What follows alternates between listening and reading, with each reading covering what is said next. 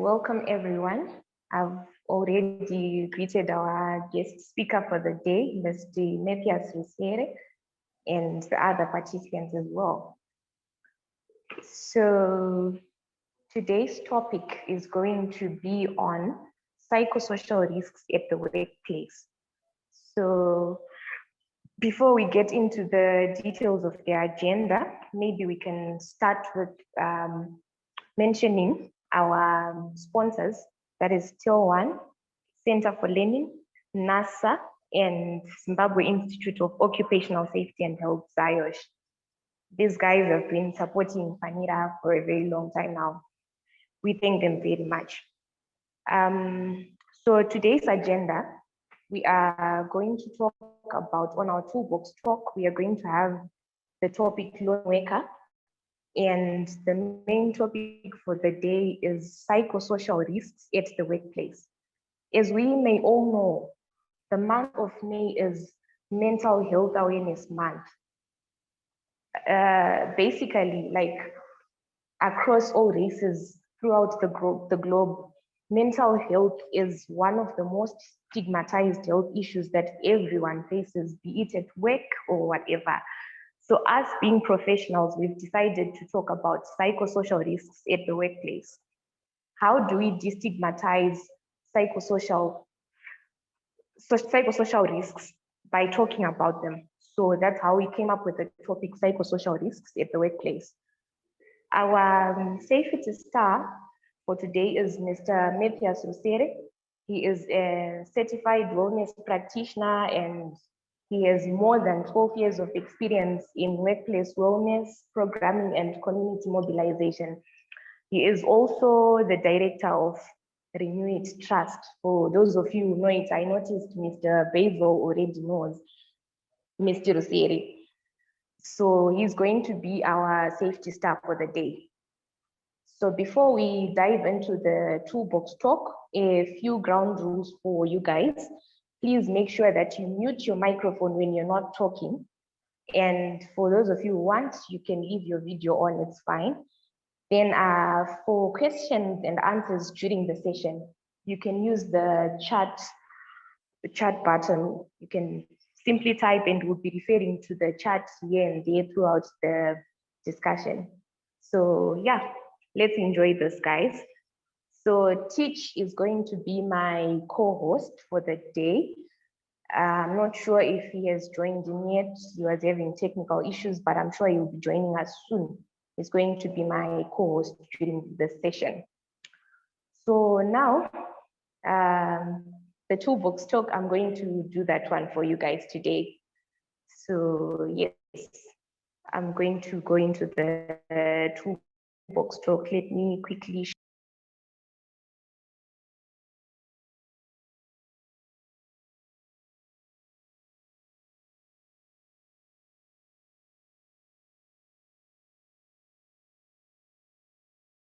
lone worker.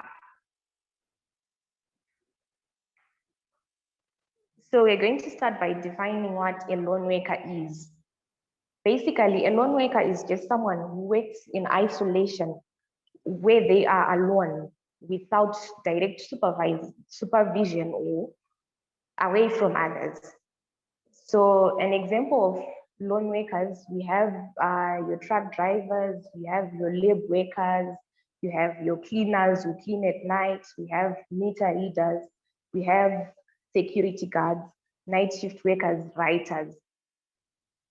But as of last year, when the COVID-19 pandemic hit, we've had an increase in the number of lone workers due to the COVID-19 regulations of social distancing.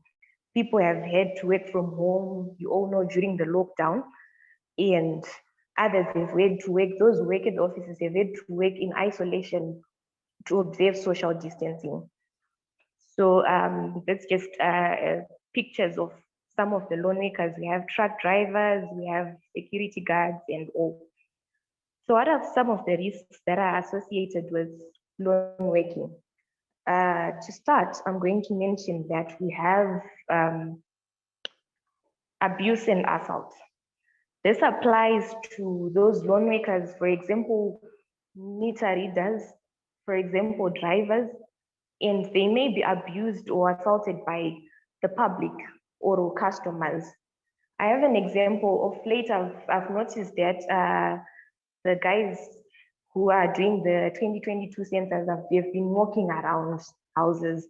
So I've had an example whereby people in my community have been saying, we can't let them in because we don't know who they are. So these guys, they are walking around the houses one, and they have situations whereby people are shouting at them, asking them, who are you, and all that. And others may even let the dogs bite them because they are not sure. Everyone wants to be safe from burglars and all that. Then there's the issue of ill health. As you know, truck drivers, the ones that drive haulage trucks, they are usually alone. And these may face ill health issues, such as in case of an emergency, someone may just have a heart attack. Who is going to be there to help them? No one. Then the environment. The environment, in this case, is referring to bad weather or attack from animals in the wild. Then emergency situations, the one that I just mentioned, that someone may have a heart attack and they are alone. Then what? Then accidents, someone may fall on a ladder if they are working alone. Then what? So the consequences, we move on to the consequences of lone working. The consequences of lone working, if you look at abuse and assault, it may result to physical injury. It may result to physical injury as the person may be attacked by the public or the service users. Then lone working also may lead to depression. It may also lead to anxiety. It may also lead to sleeping difficulties. Imagine someone working alone in a jungle. They may not be able to sleep because of fear of what may happen to them. It may also lead to low self-esteem, job dissatisfaction, and inefficiency. What can we do to improve the safety of lone workers? Okay, so first and foremost, there's need to do a risk assessment so that you come up with, you get to know the risks that are associated with the type of job that the lone worker is supposed to carry out. Well, in most case scenarios, the ideal situation would be to avoid having a lone worker. But when we have one, we need to put in place measures to ensure that the lone worker is safe. So a health surveillance is also critical because you cannot put someone who probably has asthma attacks, like during winter. You can't put them in an environment that is very cold and where they are alone. What happens when they have an asthma attack? Then there is also the issue of communication. You need to be able to communicate with the lone worker, probably have a procedure for that, to say that at this and that time, if we don't get in touch with the lone worker, then we raise an alarm. Then there are also lone worker devices that are used. So the employer is responsible for providing devices such as automatic warning devices, ID cards, radios, the ones that are used by security guards. And also there is need for extra training on emergency preparedness and response. That is to say, you can't just expect the lone worker to respond in a certain way without training them. Then there is also need to have lone worker legislation. I know there are countries that already have lone worker legislation like Australia, UK, and all that. So there is need to advocate for lone worker legislation. So that's it from me. Any questions on our toolbox? Contributions or anything? It's now open to the floor.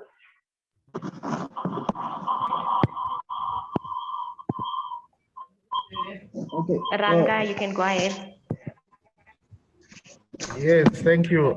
There's that saying that goes by, to alone you can go as fast, but together we can go far. It's unfortunate that the pandemic has turned most people into lone workers. But a question that I want to pose to the audience is how best we can deal with our situations as lone workers, how best we can enjoy our jobs while keeping safe at all times. Thank you.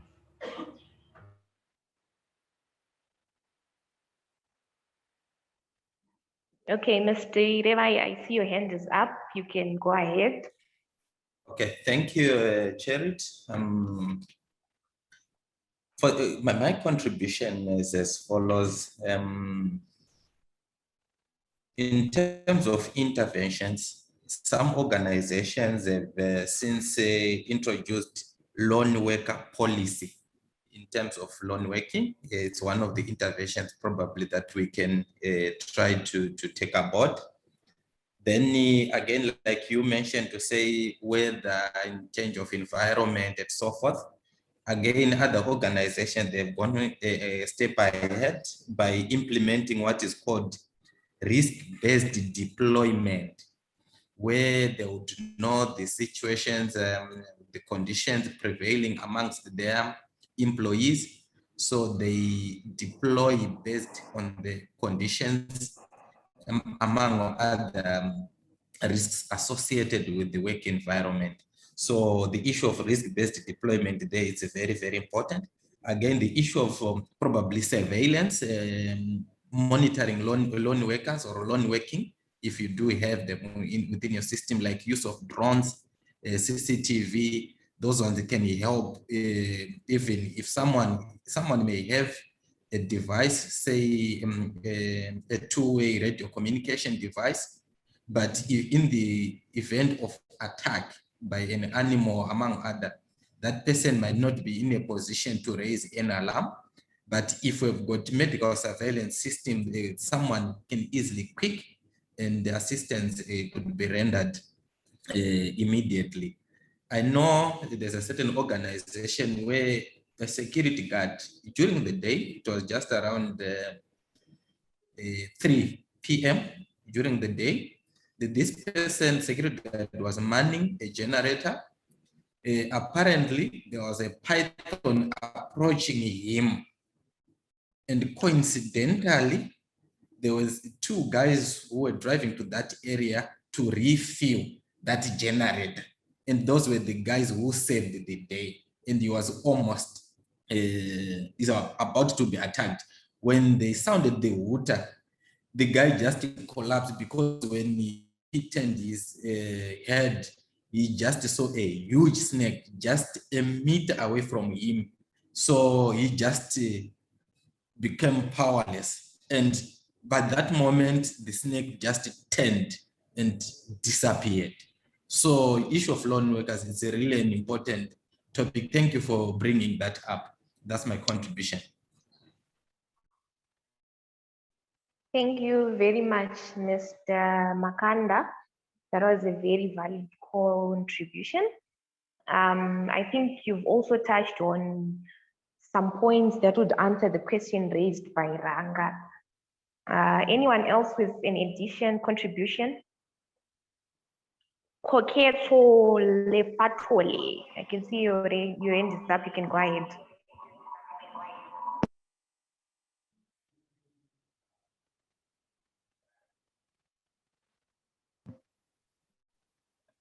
Koketso, are you there?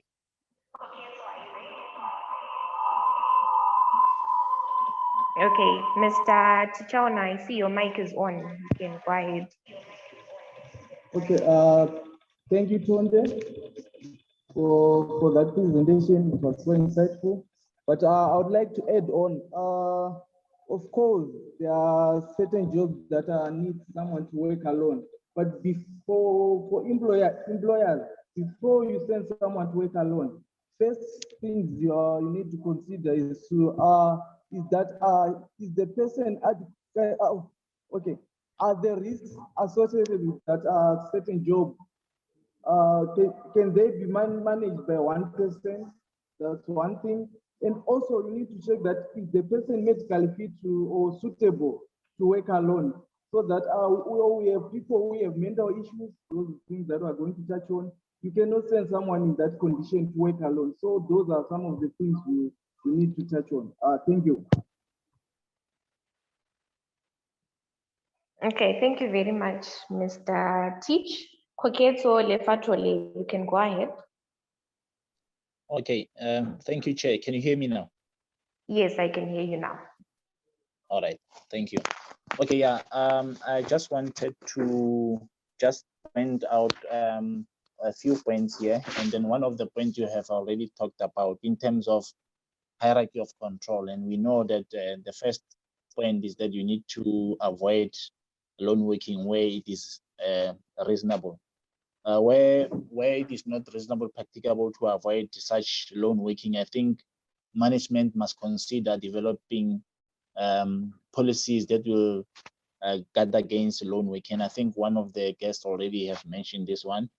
I think also there needs to be a reporting procedure and paperwork which will have to be developed and make sure that incidents are brought into the attention of management, because during loan working, there are many things that are happening, but you find out there is a lack of reporting, whereby those events which are happening behind management's concern are not actually brought into their attention. Therefore, they cannot put in place all necessary preventable measures to make sure that they don't happen again. So reporting procedure of such incidents which are happening within the loan working, it must be developed. Among other things, also there needs to be an emergency procedures which also they need to be developed so that an immediate planned response can be carried out in an event whereby accidents such as hostages is actually taking into place. So I think those are some of the things that I just wanted to put into place. And some of the things can be to avoid carrying valuable things. It depends which type of loan working are we talking about. But as we're talking about the general loan working, I think some of the guys can just try to avoid carrying things like your laptops, things that you can trigger a robbery for people who are working alone. I think those are my inputs, Chair. Thank you so much. Okay, thank you very much, Koketso. That was a very valid contribution. And to add on to that, other organizations for the general loan workers, like the truck drivers and your meter readers, they are now sending people in pairs. Instead of sending a driver alone, they're now sending people in pairs so that if they can't contact the other one, they contact the other one. And obviously, if one has like probably a heart attack, the other one will be able to report, because you have scenarios whereby you see headlines on the news where it says a truck driver is in fact dead, and probably the truck driver would have been dead for days. When truck drivers just park by the roadside, no one really goes there because they are really scared of the truck drivers. So yeah, I think that was a valid contribution. Thank you very much for everyone who contributed.